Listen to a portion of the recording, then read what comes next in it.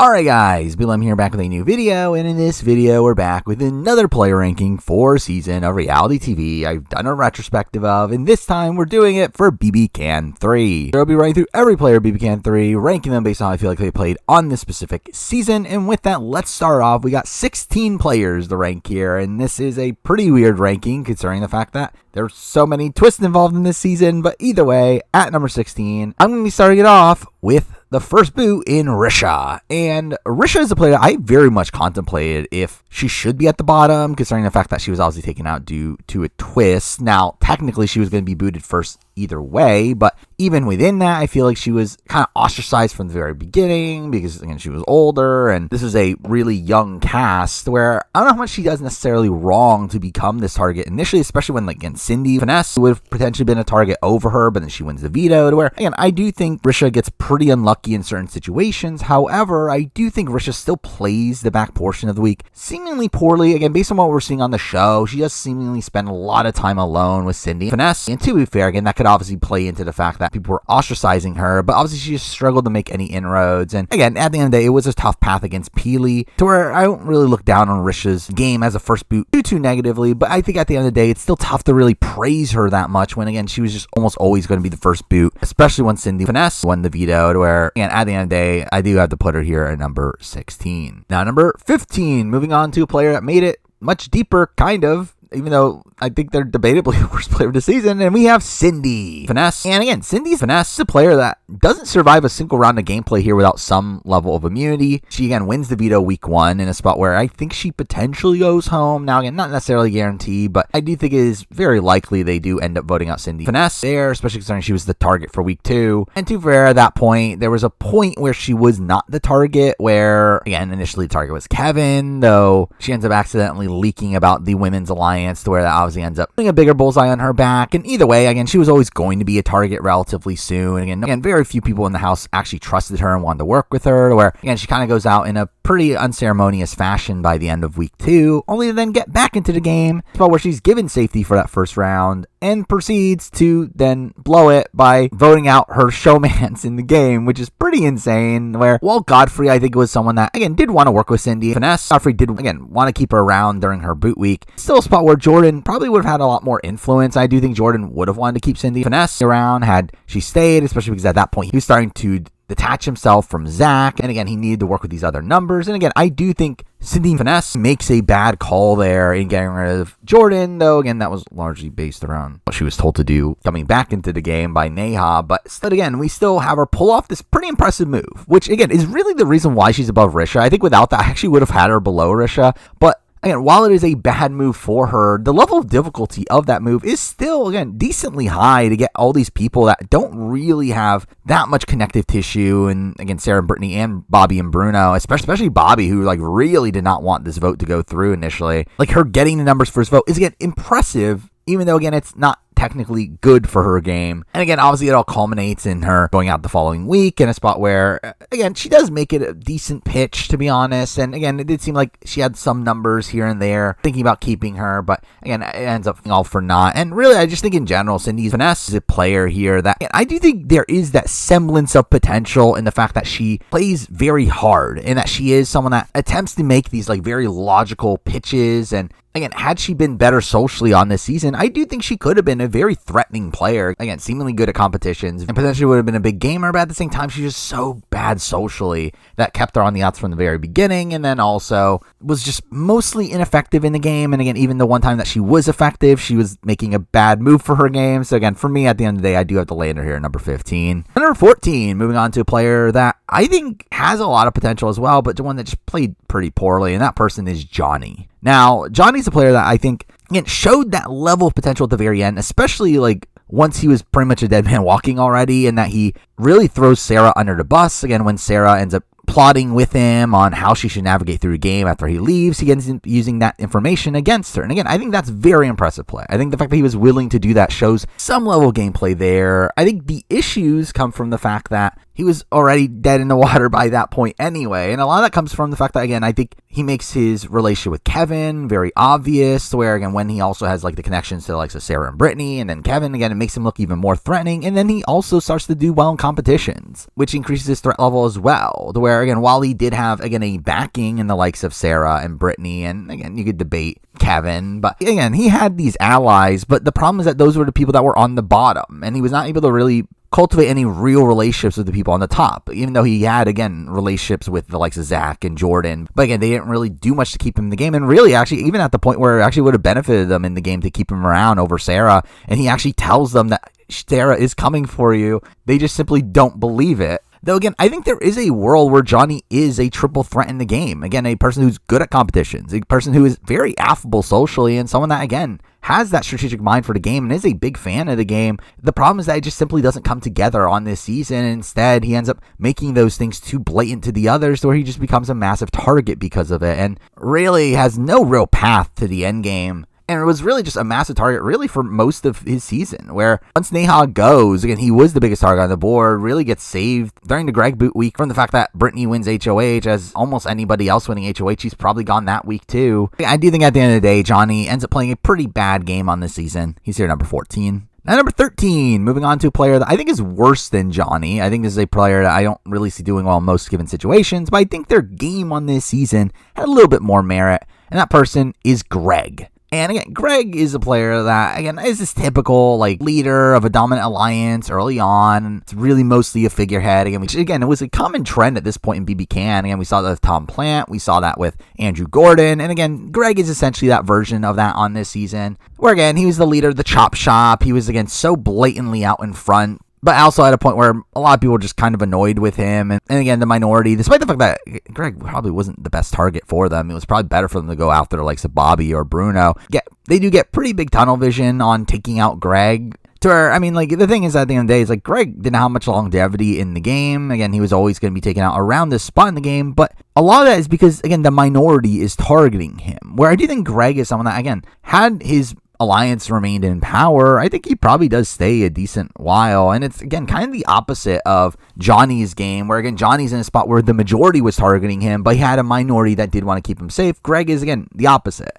to that, which, again, obviously, I think it's better if you have the majority backing you than the minority. But again, obviously, Greg still plays an extremely flawed game. One that, even if he got to the end, I don't think people were ever going to vote for him to win the game. But again, did have some pretty good relationships in the game, particularly with the likes of Bobby, Bruno, Godfrey. I think there's at least a semblance of a chance he makes it deep on this specific season, especially if HOHs play out optimally for him. But again, at the end of the day, I don't really see much potential to win, and that's why he's here number 13. Now, number 12, moving on to a player that, again, always gets mentioned as one of these most screwed over players. And again, I don't know if that's necessarily the case, but I do think they definitely had a lot more potential than we got to see, and that person is Neha. Now, I think a major issue for Neha is the fact that, more than likely, she's just booted where she is anyway. Or Neha is someone that was just, again, so openly looked at as a threat from the majority, where people were targeting Neha before they were targeting Johnny, and I think that's a pretty big sign there as well. Where, again, Neha was just someone that was looked at as the leader of this all-women's alliance. So, again, even in the Cindy Vanessa versus Neha debate, they were very much considering putting up Neha in that spot, only for her to then, again, be taken out immediately after. Now, again, at the end of the day, I think Neha goes no matter what, where I know a lot of people will mention the fact that, obviously, like, it is an instant eviction, and Kevin has to nominate immediately, and he talks on the show that,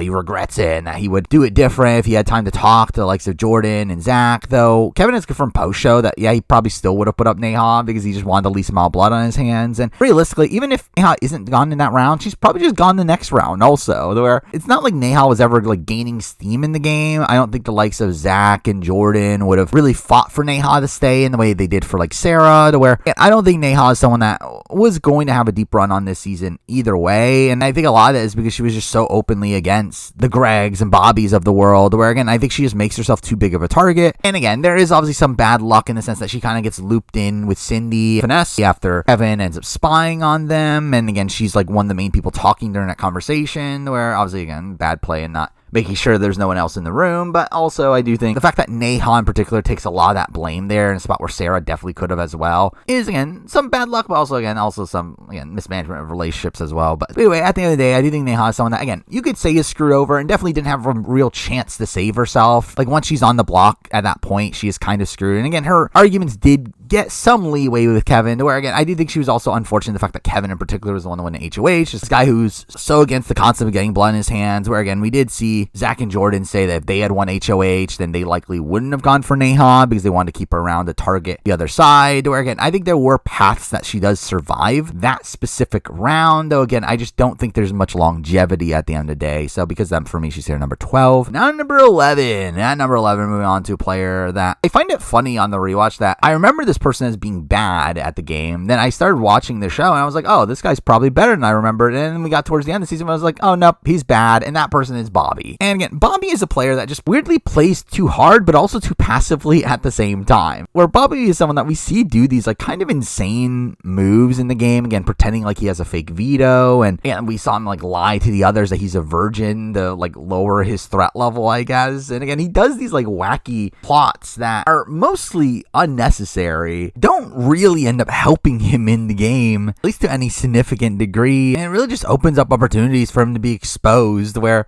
it just feels like completely unnecessary lies in this spot. And also like puts himself into trouble. Again, him lying about the veto makes him volunteer for the block on the week that he ends up going home because he thinks that, oh, it'll be weird if I actually do have this veto and I'll be so worried about going to block, so I'm going to tell people that I'm okay with going on the block, even though that actually means that you're just going on the block in a position where you could very easily be the target. So again, all that was very questionable. And when we go beyond that, I also feel like, again, there is a lot of passive play in how he plays the game, and that he essentially is extremely loyal to the chop shop for a lot of the season, still thinking the chop shop's real at a point where literally no one else was thinking that was the case. Again, we see him even during the Jordan eviction week. A lot of the reason why he doesn't want to flip on that vote and is only convinced at the very last second to do so is because he still trusts in Zach, because Zach is part of the chop shop. When again, at that point, the chop shop was very clearly over. And even beyond that, in the next few weeks, he still ends up holding out this hope that he has this loyalty with Zach, which is just completely misfounded, which is largely misfounded. Not too fair. Again, Zach did actually technically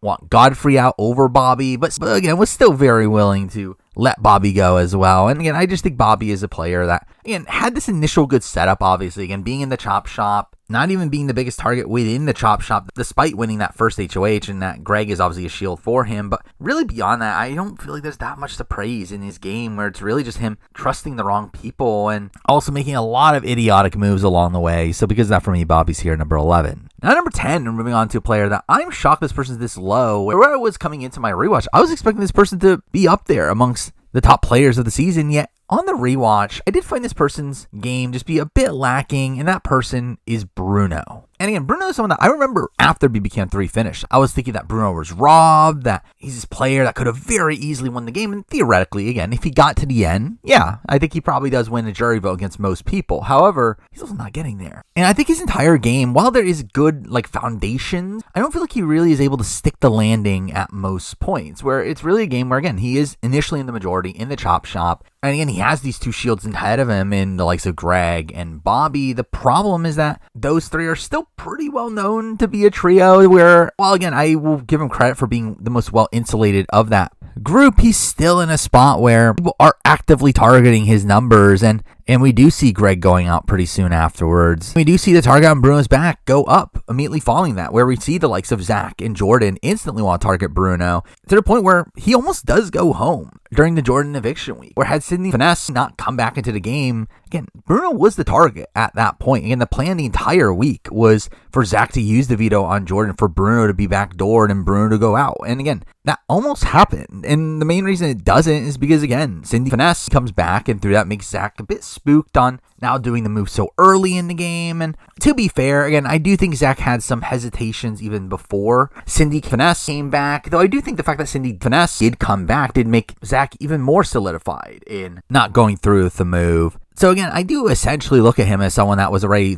saved by a twist in that spot, but really even beyond that, his game's not particularly great. I mean, while he is and a very savvy player. And I do think he was, again, very well liked socially for most of the season. And again, had these like connections that were keeping him safe in the game. I still think it's a spot where he has very little agency for the next few weeks. Again, following week, Cindy Finesse was home in a spot where, again, he technically wanted Cindy Finesse to stay. Then obviously Bobby goes the following week. And again, we do see him pull off a pretty impressive play during the triple eviction, where I still stand by. I think the move to save Zach is a very good play. And obviously, again, keeps his massive shield ahead of him. Also now potentially brings him into the numbers with Zach, Ashley, and Peely. And again, it kind of did. Now, again, I still think the path beyond that was still, again, kind of dead anyway, where I don't think there really was a path for Bruno to smoothly get to the end, where I think he probably would have had to win out. As well, Zach, again, did obviously respect the fact that Bruno saved him, and again, was willing to keep Bruno around for a bit longer. Zach was pretty much the only one willing to keep Bruno around at that point, where even like Godfrey was turning on Bruno by that point. And really, I think the most damning thing is that, while again, Bruno does get screwed over by a twist, again, this twist that just falls into Brittany's lap that she's able to then use to take Bruno out. It's also him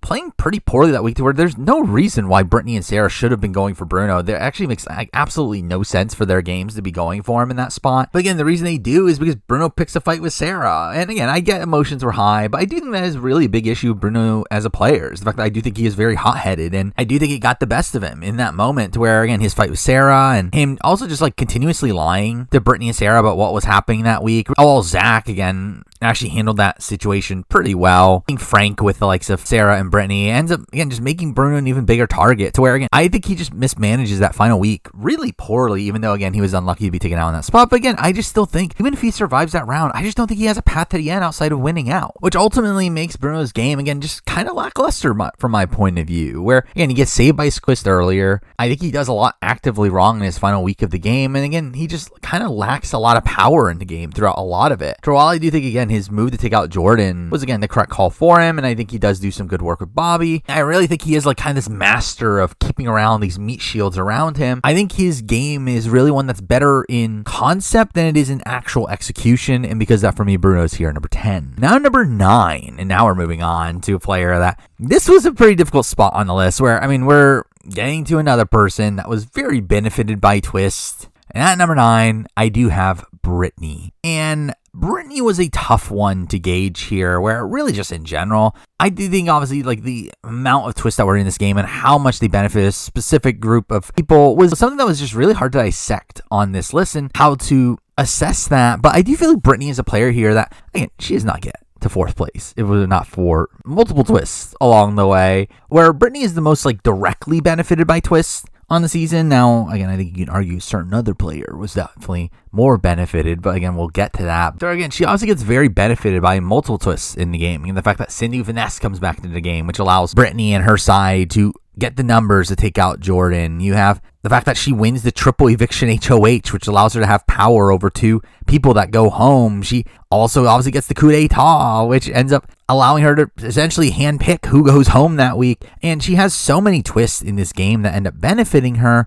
And really, the rest of her game's not particularly good either. I mean, like we see from the very beginning, and she's on the bottom from the offset. Again, this perpetual pawn, to be fair, again, is relatively safe. I don't think anyone was ever really voting out Brittany. Now, I know, like, again, Sydney Finesse really campaigned hard during her first eviction week to try to flip the votes. So, again, didn't really come together. And again, for the most part, like, Brittany was just looked at as this weak player, someone that did not have their head in the game, and through that, again, did not really have much respect in the game. Even after the point where she makes these big moves through the twists that she was benefited by, even by that point, they still looked at her as like a minion for Sarah. I think that's obviously something that's very damning to Brittany. But even in these positions where she has these twists, she's mismanaging them pretty severely. Again, I think during the triple eviction, her nominating Willow as a renom was just such a questionable move, where yes, I know Willow was someone that was sketched out by Brittany, and Brittany was the same way back because of, again, their connection to Sarah. But again, I still think having Sarah in Willow's ear to protect you is then someone that was actively against you in the likes of Ashley or Peely. And to be fair, again, at this point, there was talk about an all-women's alliance, and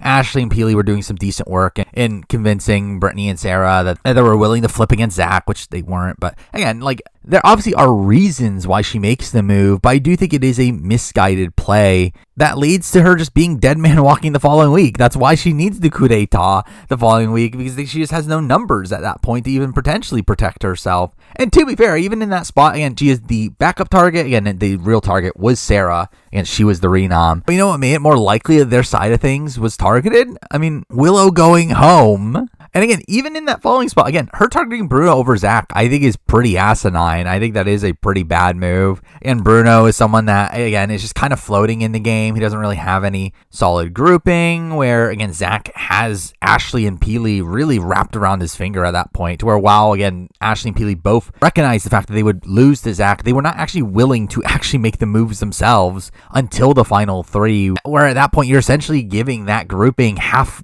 the numbers in the house, which is so insane. And again, it works out for them because they comp out. But again, how likely was it that Brittany and Sarah were going to comp out in the following few rounds? And again, it's still a spot where, like, even if Brittany gets to the end, I don't know if she wins, especially against Sarah. I think Sarah just outright beats her. In other combinations, I still don't fully really know if those Sarah votes would have necessarily translated to Brittany, where Brittany is someone that, again, just was not looked at as a player in the game. It was more so looked at as, again, this lackey for Sarah, which, again, I don't even think is necessarily an apt comparison, because, again, it's not like Sarah's this massive mastermind that they thought she was. But I still think the fact that Brittany had that reputation, despite making these big, bold plays in front of everybody, I think is pretty damning there. And I just don't think Brittany's game is particularly good. I mean, again, it's one that is very benefited by twists, and she literally would have been out Final 7 had it not been for a twist. And even despite that, she didn't even have that much win equity. So again, for me, I feel like Brittany's game's pretty lackluster. She's at number 9. Now, number 8, and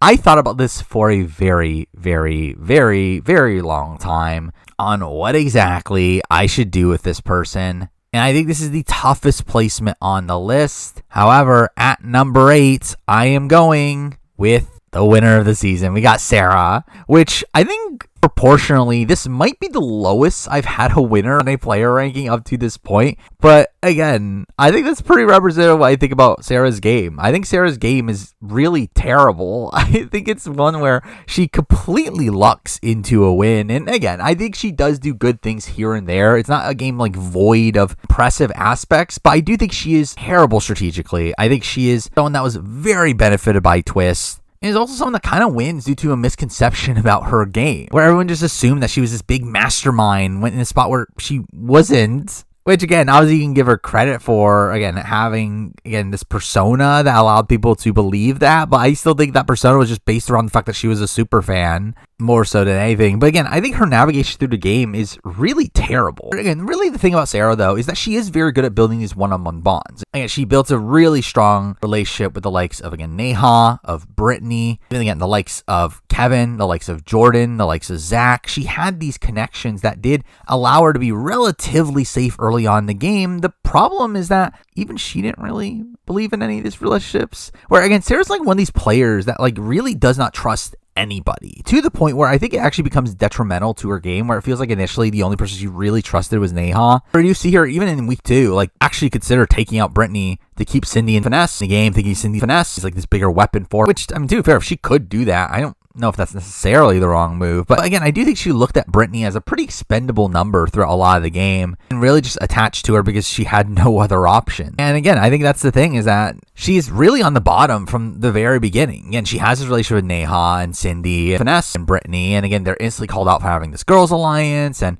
again, credit to Sarah for not being targeted over the likes of Cindy and Finesse and Neha. But again, she's still playing from the bottom there. She then proceeds to vote out Brittany over Neha, which is just this move that just further isolates herself from the rest of the house. And it gets very fortunate the fact that her and Brittany win HOH the following week, allowing them to target Greg, which also is just, again, not the right move. Where again, Craig was just this figurehead in the house, didn't really have any true power. Again, the real move would have been to target someone like, again, a Bruno or a Bobby, or even a Zach, even though, again, probably not the right call at that point. But again, it's not really this big move the show tries to portray it as. It's essentially just a move that the people in the majority even wanted them to make. Where, again, we see the likes of Zach and Jordan and Kevin being extremely happy that Greg is going home during that round, where it's essentially just Sarah doing their bidding for them. And again, proceeds to then be on the block the following round. On the block against Johnny, in a spot where, to be fair, again, she's never the target there. Now, again, the veto's used. Again, she's likely to be a contender to go home. I do think at the end of the day, it did seem like the likes of, again, Zach and Jordan did want to keep Sarah around. But again, that's where we get to more sloppy play from Sarah. The fact that she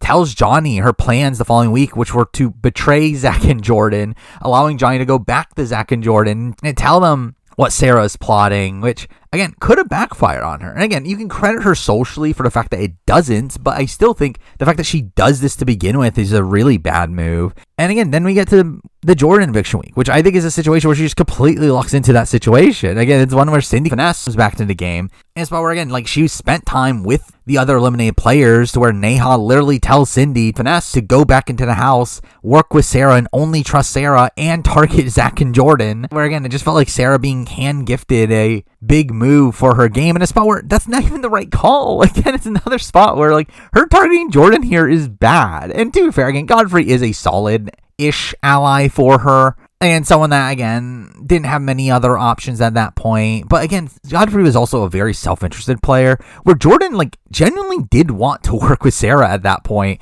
Again, Jordan was starting to get away from working with Zach and was, again, more so planning on working with the likes of Kevin and Sarah down the road. Yet again, she ends up taking him out instead here, only for her side to again be on the bottom again the following week. She loses Cindy and Finesse in that spot, and then Bobby goes. But by the time of the triple eviction is where we get, again, a lot more sloppy play. And the fact that she completely mismanages Brittany, the fact that she's not even able to get Brittany in line to not target her number one ally by that point. As again, through those last 2 weeks, she decided to not keep Brittany as her number one ally anymore. Instead, decided to now fully work with Willow becoming her new number one. And despite the fact that she knew that Brittany wanted Willow out, she then proceeds to just not bother managing Brittany in that relationship. Again, just allowing Brittany to go after Willow, which I think is, again, really bad that was even a thing that she allowed to happen. Also, the fact that she then proceeds to vote Willow out off of a complete misread. And again, this is a lot happening at once. I think what makes it even worse is that even in the situation where she had an accurate read of what was happening there, she still makes the wrong call. Again, obviously getting rid of Willow is astronomically bad. Again, this number one ally, ride or die for you. Why are you voting them out of the game? Beyond that, also, she's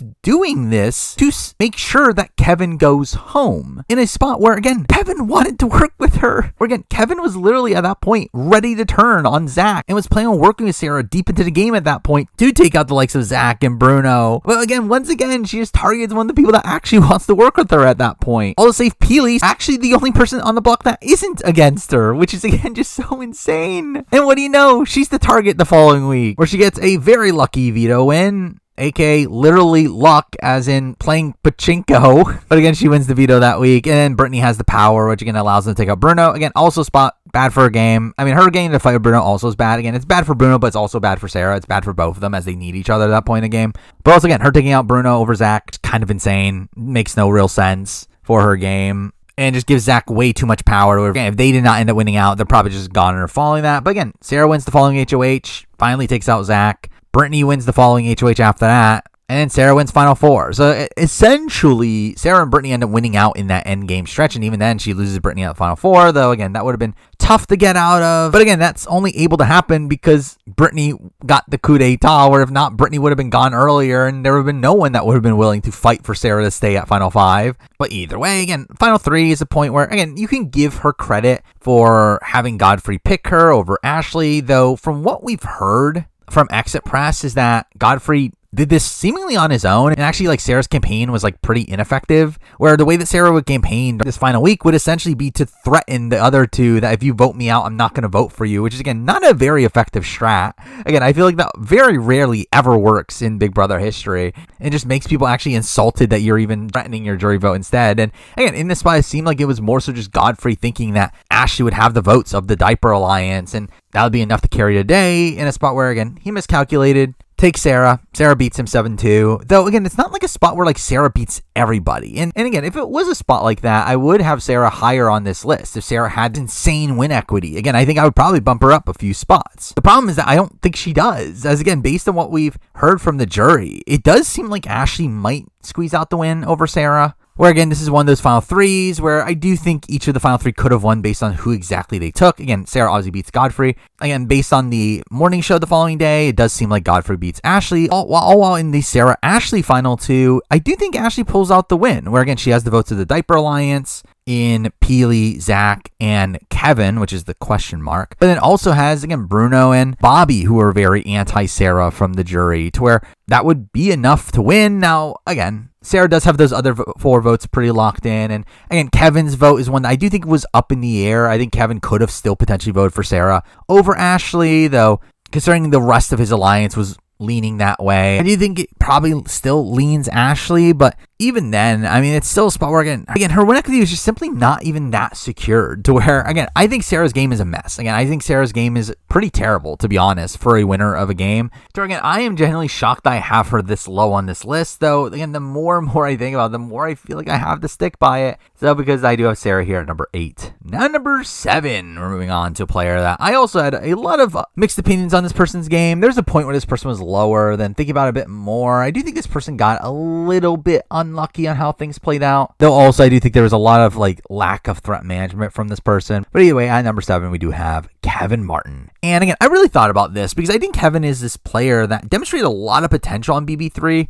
The question was how much of that potential was realized on BB Can 3, where again, I think Kevin is this person that by the time he goes, he actually was starting to amass a decent amount of power in the game. Though he does start off the game very rocky, where right away we do see him outside the majority alliance, actually being the initial target by the Chop Shop, only to get saved due to, again, a very lucky circumstance of him overhearing an all-women's group come together and use that information against them, where, again, had he not been in the room, would he have gone through with that plot? Who knows? But it is something that, again, does work. He is pretty effective in that, and again, proceeds to actually make the Chop Shop believe that he's working with them, essentially making them think that they're using him as a weapon. Where again, I do think Kevin actually does some decent work in the following weeks to really just blend in with that group. Oh, while again setting up his game outside of that. Again, we see him have a showmance with Peely. We see the Diaper Alliance come together, having his relationship with again JP and Zach. We see him again starting to actually build a decent position in the game. Now, again, I think there's some issues in this. The fact that again, JP was someone that was more loyal to Zach for most of the game until again a thing completely out of his control that caused JP to flip on Zach. And at that point, again, he was going to work with Kevin. And through that, again, I think you could say to a degree Kevin was kind of screwed by Sydney Finesse coming back into the game. Whereby Sydney Finesse coming back into the game, again, allows for Jordan to be sniped out of the game in a spot where Jordan was actually going to be loyal to Kevin at that point. And through that, again, essentially is a twist, again, taking out his number 1 ally in the game. And again, still, even despite that, he is still a pretty big target on the board. Again, we do see Bruno contemplating taking out Kevin during his HOH week. We know Kevin does do actually some decent work in branching out, particularly to Sarah and Brittany. The problem is that it kind of falls on deaf ears, but even though it shouldn't. But again, that's still technically flawed. But again, before he ends up going, we actually do see him, again, concoct a pretty decent endgame plan for him planning on targeting Zach, and him doing a lot of work during the Bobby eviction week to kind of set that up, and keeping around the likes of Godfrey, who again was theoretically targeting Zach, while again getting rid of Bobby, who was someone that was again seemingly trusting of Zach and was also coming for him. So again, I think Kevin plays that stretch of the game decently well, only to be sniped out in the triple. Now, again, I think he probably would have been sniped out if it was a double either way, where again, even if it was a double, it still would have been him and Zach on the block. Bruno would have still used the veto on Zach, and Kevin would have been taken out following that. So again, he was kind of screwed either way. But even then, I think it's kind of unlucky in the fact that Bruno won the veto, as I think Bruno's obviously one of the only people that would even use the veto on Zach. So again, most other results lead to Kevin being fine if it was a double, but again, it was a triple. Which again, meant that he was essentially a goner if he stayed on the block, even though he shouldn't have been. Again, I think he definitely would have had a decent argument to get Bruno and Zach and Sarah to keep him, but again, I don't think he had enough time to really do any of that. And to be fair, I mean, probably wasn't actually in the best interest of the likes of Zach and Bruno, but considering they were so worried about an all-women's alliance, I do think he would have had at least a pitch there to them. But again, it's a game where I do think he was starting to demonstrate some potential by the time he left the game, and I do think had he survived that triple, he actually probably would have been in a pretty good spot to win. Again, as we see in BB Can 5, again, he does comp out there. Again, I think he's pretty likely to comp out in BB Can 3. I mean, looking at the comps that were there in the endgame stretch of BB Can 3, I do feel like he's very likely to win a decent chunk of those, especially from the final 5 on. So again, I do feel like he actually does have some pretty decent play through all that. So again, I think while he did start off the game, again, a bit rocky, and to be fair, again, some of that was maybe even due to him popping the balloon, which I know made some people sketched out by him. I think despite that, he recovers his game decently well, and was in a pretty prime position if he didn't get sniped down that spot to potentially win the game. So again, for me, that's enough to put him here at number 7. Now at number 6, we're moving on to a player that was extremely safe in the game, but also would have very much struggled to win the game, and that person is Peely. And again, I think it was actually even tough putting Peely of Kevin here, as again, I think Kevin is someone that had a lot more win equity by the time he left. Where while Peely, again, theoretically could have potentially won a jury vote just through sheer likability and having her alliance on the jury, I don't know if that would necessarily stick. And even then, it's not like she was striving for situations that she would win. She was trying to get to the end of Ashley, and Ashley would beat her. Even if she got to the end against Zach, obviously Zach beats her. I think the only way she does win is against Godfrey or maybe Brittany, but even then feel very solid that she would get the votes. To where, again, I think Peely's someone that is lacking in win equity, and again, lacking in terms of agency in the game, really lacking in terms of being able to comprehend the game strategically, but was safe throughout a lot of the game, which is something to be said on this season. Again, in a season that was so topsy-turvy with so many twists involved, the fact that Peely was essentially never really targeted throughout the bulk of the game was pretty impressive. Now, again, there was the point of the triple where, again, she was technically an option to go home there. Again, if everyone voted in their best interest there, she probably does go in that spot. But really outside that, and there was very rarely a spot where Peely ends up going home. Even the spot where she does go home, again, she's not even the main target during that round. Obviously, Ashley was the target, and she ends up going home due to Ashley winning the veto, or even then it's a tie. And again, Peely's someone that is very safe in the game. Again, there isn't really much agency outside that. Again, she essentially just worked with the people she was friends with. Again, she was friends with Ashley, she was a showmance with Kevin, and again, the Diaper Alliance happens around that, to where again, she just gets joined in. But again, I think there's something to be said about being very safe in the game, especially on this season. But I just think the lack of agency there, along with the fact that she also had very little win equity, is something that made it a bit tough to put her much higher. But for me, it's enough to put her here at number 6. Now, number 5. And at number 5, we're moving on to a person who was booted way earlier in the game, which feels very insane that this person is at number 5 when, again, they placed 12. But again, I think they got really screwed over in the game, and that person is Jordan. Now, again, Jordan is a strange player in the sense that, obviously, yes, he makes some dumb moves. Obviously, him nominating himself and then proceeding to throw the veto is very dumb. And obviously, you have to detract from that, but also it's still a spot where he was pretty lock safe as is, where it really does take Cindy Finesse coming back into the game, take him out of the game. Where again, I think if that didn't happen, I think there's no way the votes actually do flip. Again, Cindy with Finesse is really the driver behind that vote, the one that was really organizing these votes together. And while again, we did see the likes of Sarah and Brittany wanting JP out, we saw Bruno wanting JP out, it still was never a spot where they were actually coming together to actually make that move until Cindy Finesse came back. So I think he gets very unlucky in the fact that Cindy and Finesse are coming back to the game in a spot where, again, I think he was playing pretty well up to that point. Again, he was really right in the middle pretty well with Zach. Again, they were really involved in a lot of alliances. Obviously, he had knowledge about the Chop Shop. A lot of people in the Chop Shop did want to keep him safe. He also had connections with, again, the Zachs of the world, the Sarahs of the world. He also had, again, his final 2 with Kevin. He had a final 2 with Sarah. He pretty much had a good relationship with pretty much the majority of the house. And while you think there's some qualms to be had with how blatant he made it, that he was working with Zach, even though they were trying to keep the alliance secret, and also him taking out Johnny instead of Sarah, which again, I think ends up being a bad move, especially when, again, Sarah was targeting him. I still think despite those things, I still think he comes into his boot round in one of the best positions in the game, especially if he had not nominated himself, to where, and once he gets nominated, again, there always is this risk of going home, but even then, he was still relatively safe. Again, it would have taken a really big effort to get him out, or in that spot, if there were only 8 votes. Again, Bruno, Sarah, and Brittany would have all been very willing to take him out, even though, again, JP was actually loyal to Sarah by that point. But either way, I think to even get their 4th vote, I think would have been a struggle. Again, to flip in a spot where it could theoretically land in a tie that would just keep Jordan around anyway. Again, I think that is something that Bobby would have been more unwilling to do, along the fact that, again, in this spot, they would need to flip over Willow as well. And to be fair, I think Willow would have been willing to flip, but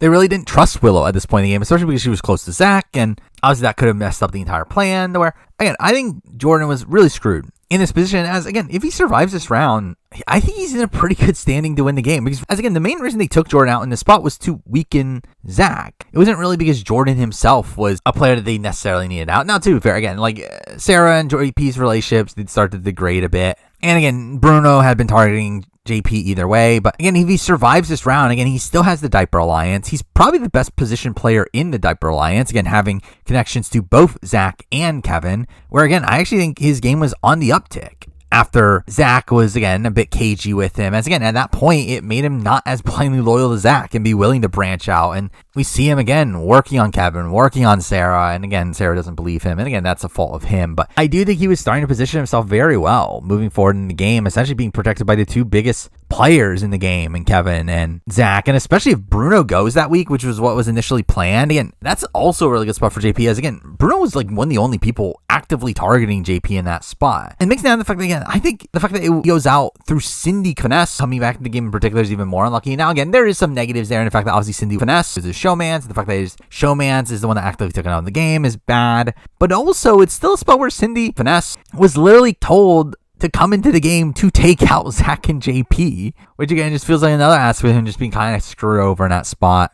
I do think JP was very screwed. I do think he's someone that if he got into the end of the game, I think he is a very likely winner. I think he was in a decent spot at that point. Again, being part of this alliance that was winning a lot of comps, that was starting to become the majority, and again, would have been the best position within that. So again, I think JP ends up being a pretty solid player, despite the fact that, again, I still think it's very dumb that he nominated himself. But again, I still think he's solid enough to be here number 5. Now, number 4, and this was very tough because I don't think number 4 here is that good of a player. Yet, when we're looking at their game on this season, I think they were also very screwed. And at number 4, we do have Willow. And again, it feels weird to have Willow this high, as I think just in general, I would think, again, Jordan's a better player than her. Peely potentially is, Kevin is, and Sarah is. However, Willow is someone that, again, goes out due to very wonky circumstances here. Again, she gets taken out, obviously, in a triple eviction, where she is the secondary target, and the primary target was Kevin. Even as a secondary target, she wasn't actually someone that was supposed to go home, where, again, Sarah essentially accidentally votes her out of the game, where she did genuinely want Willow to stay. And a massive miscommunication that ends up sending Willow home here, which, again, I do think is very unlucky, especially considering the fact that we do see the jury seemingly being pro Willow, or you see even like Cindy Finesse talking about how she wants to vote for Willow if she gets to the end, where again, I don't know if necessarily that would stick to where, again, I don't know if Willow's necessarily this like massive jury threat, but I do think Willow's someone that definitely could have gotten votes and would have had a decent path had she survived that round, where Willow's someone that, again, was never really being targeted throughout the entire season. Like, there's never really a point where Willow was ever really going home. Like, the only person that was really talking about targeting Willow was Brittany. And again, the fact that Sarah ends up being so incompetent to not get Brittany to not target Willow is, to me, more of an indictment on Sarah than it is on Willow here, where obviously Willow could have rebuilt that relationship herself, and again, that would have been good work if she did. I think it's a spot where she, again, kind of goes home due to the incompetence of Sarah in that spot, and really beyond that, again, she's largely just safe in the game. Now, again, I'll criticize the fact that I don't feel like she has much agency in the game. Again, she's part of the Chop Shop, that's something, but she is kind of blindly loyal to the Chop Shop for a while. She also is, again, kind of blindly loyal to Zach for a while as well, again, kind of just coasting through the game, and I think that is at least a criticism there, but I still think the fact that she was so safe in the game, gets taken out due to very wonky circumstances, and was, again, starting to find her footing in the game towards the end, again, building this very strong relationship with Sarah that could have carried today. I think there was potential there with Willow, and I do feel like she got screwed over in the spot that she went out, which is why I do have her here at number 4. Now, number 3. And at number 3 here, we have someone that I actually thought coming into this video I was going to contemplate having as number 1. However, my rewatch of the season really reminded me that this person's game is actually not that great, and that person is Ashley. And again, Ashley's just such a weird player on this season where I think the potential is there. I think on paper, if you just see how the game plays out, I think you can assume that Ashley is a very competent player. The problem is I don't think she actually does anything with that, where, again, she's someone that, again, is part of the Chop Shop, has this showmance with Zach that, again, puts a little bullseye on their back, but again, they're still relatively safe just due to how many connections they have in the game. Again, they have the Chop Shop protecting them, they have the Diaper Alliance protecting them. She also has a really good relationship with, again, Peely that keeps her pretty well positioned within the Diaper Alliance. So again, I think Ashley's like early game is, again, just kind of her like solidly just being in the middle. But again, once the Jordan boot happens, again, her side loses power initially, though, again, that's because of a twist. But still, at that point, I do think she's pretty fortunate in certain comp results. Again, we have Peely and Kevin winning the next HOHs in spots where I do think it is pretty likely that her and Zach would have been on the block had certain people won HOH at that point. During the triple, I think she gets very fortunate the fact that she doesn't go out there, where, again, I think most logical players would have taken out Ashley. Now, again, I will at least give her some credit in the fact that, again, she at least, like, again, talked about working with Sarah and Brittany, to where I think maybe that was enough for Brittany to not put Ashley on the block. But to be fair, again, Peely was part of those conversations as well, and Peely was on the block. So again, I don't know how much that is necessarily true. I don't know how much of it is more so just Brittany wanting Willow out, that Ashley doesn't go on the block. But again, the fact that she survives that is pretty insane, as again, she really should have been gone during that round. But once that round is concluded, she really has this easy path to the end, where at that point, again, we have Bruno, who now is isolated from the other players and can only really work Zach. Oh, well, she now has her own alliance of Zach and Peely, with her being right in the middle, to where now she's in a spot where if she just cuts Zach along the way, she should have an easy ride to win the game. And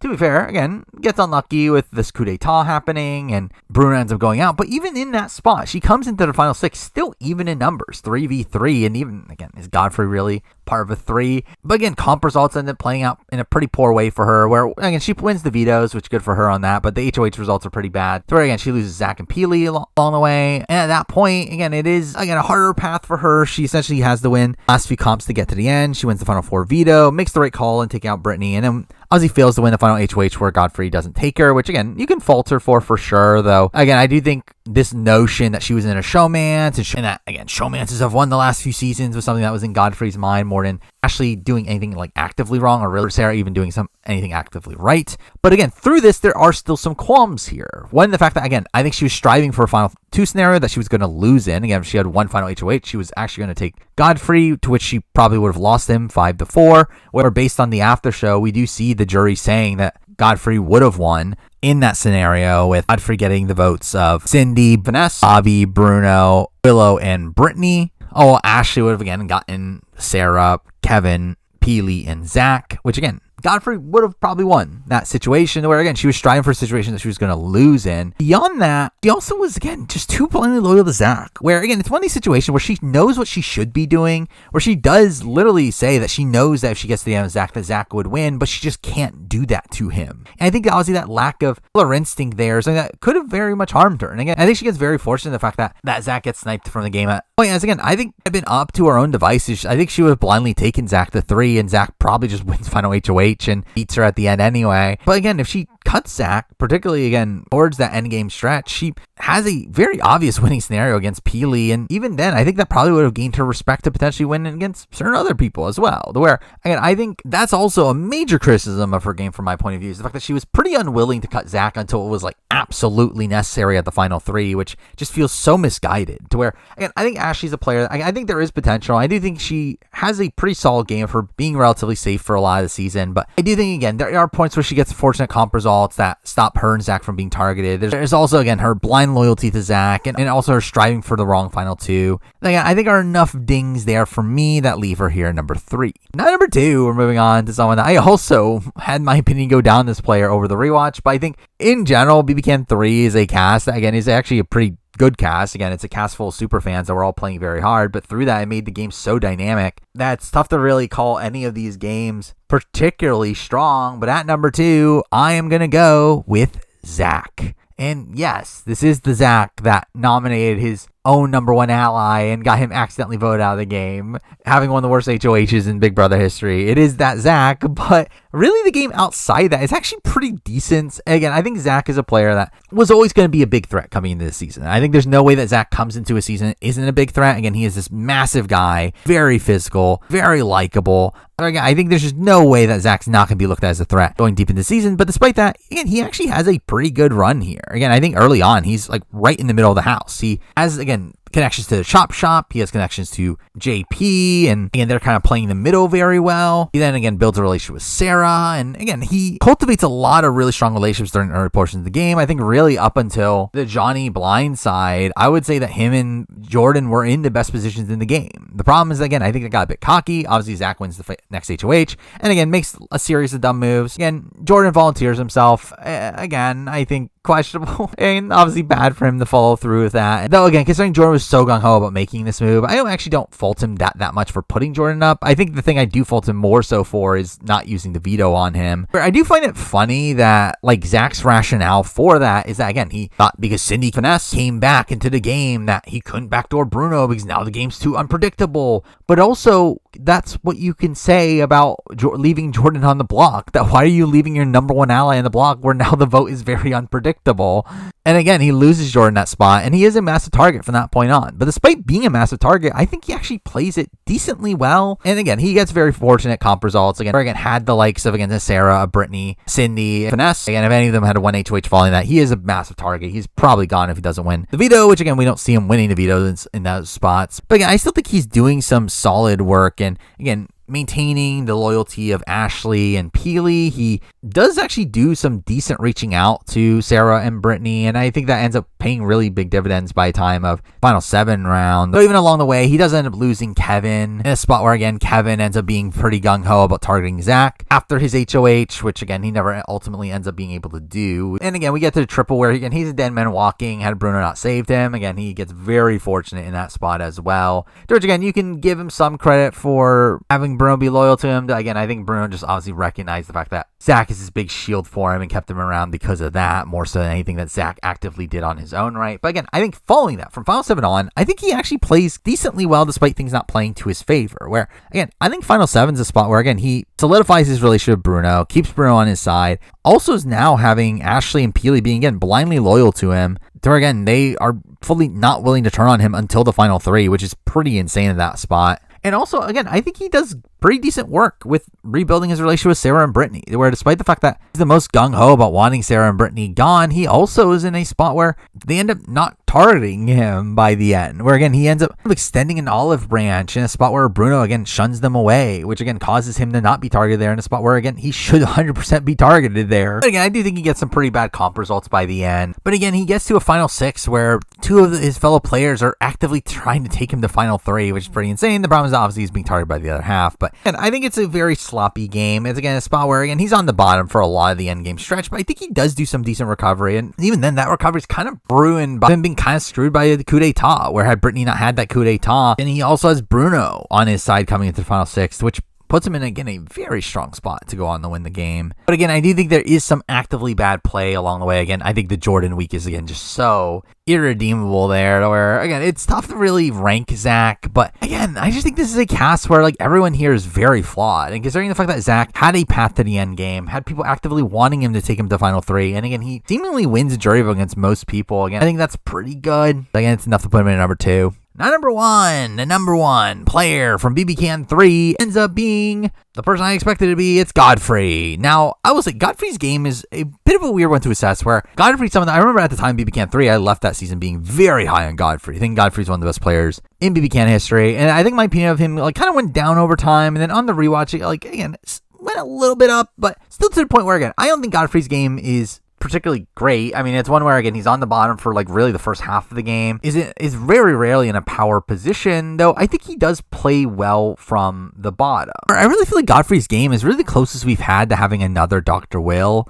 where I think Godfrey's game is essentially, again, Dr. Will's BB2 game, but on a modern version of the show, which, again, has pros and cons. Again, I've obviously never been particularly high on Dr. Will's winning game from BB2, and to be fair, if Godfrey had won this season, I would not have been particularly high on his winning game here as part of the winner ranking. But and when we're looking at the rest of the cast, I do feel like Godfrey's game is the most stable of the people here, where despite the fact that he is on the bottom for a lot of the game, he's never being targeted. Where, again, he is pretty expendable early on, and I think that's probably the weakest part of his game is, again, early on in the game, he's not really part of any real groups. He's, again, close to Greg and Bruno and Bobby, but not really even fully trusted by them, and he's looked at as a pretty expendable number. So that's why Zach ends up targeting him by the end of his HOH week, because he just thinks that Godfrey's an easy person to vote out. Though I think it's there where Godfrey does do some very effective work and does some pretty game-changing moves there. And him, again, calling out Zach as being his target, in essence, letting the other players know that he's targeting Zach. So, again, if you keep Godfrey around, you know that he's not targeting you, which, again, I think is a very effective strategy. Something we even see multiple people try to do following that on this season because of how well it worked for Godfrey. And again, I think that's impressive play. Now, again, I don't think it would have mattered had Cindy Finesse not been back in the game, where, again, had Nam stayed the same, it was him versus Jordan. I think, again, he goes. And I think that's the biggest negative against his game here. But again, I think you can argue he was helped by a twist. I think the reason why I wouldn't